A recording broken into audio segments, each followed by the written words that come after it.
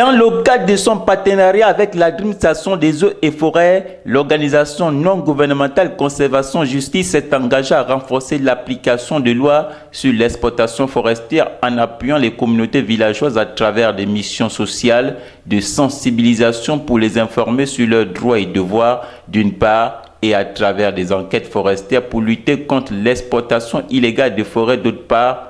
Au cours d'une récente mission sociale conduite dans la province de Logo et Ivindo, dans le canton Tangloli, précisément en baisse à 22 km de la ville de Makoukou, des cas d'abus de confiance et détournement d'argent ont été observés.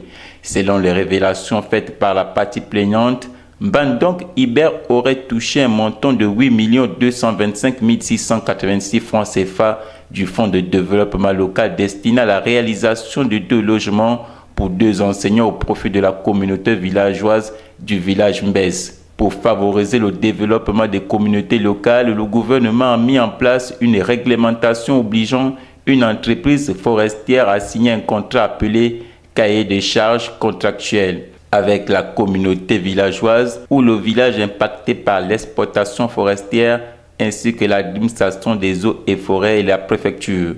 Mbandonk Iber aurait donc encaissé de l'argent issu du fonds de développement local du village Mbès sans honorer son engagement contractuel, à savoir la livraison de 2 logements.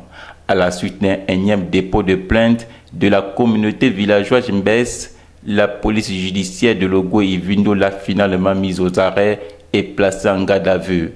Son défèrement devant le procureur de Makoukou est prévu dans les tout prochains jours. Au terme d'un premier défèrement de cet indélicat le 31 janvier 2022 pour les mêmes faits, un délai de 3 mois pour achever les travaux de logement lui a été accordé par le procureur. 3 mois plus tard, le chantier n'a connu aucun avancement significatif au détriment des attentes des communautés en quête de justice.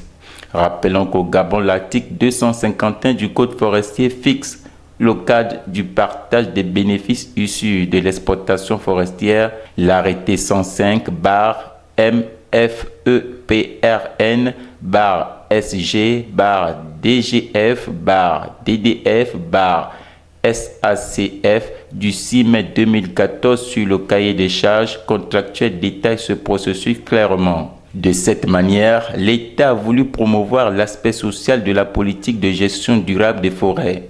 Pour rappel, l'État gabonais s'est engagé dans un processus de généralisation de certification forestière appropriée du point de vue environnemental et bénéfique au niveau social pour renforcer cette obligation et favoriser la transition de l'économie gabonaise vers une économie verte durable basée sur la forêt et les produits issus de l'exploitation forestière.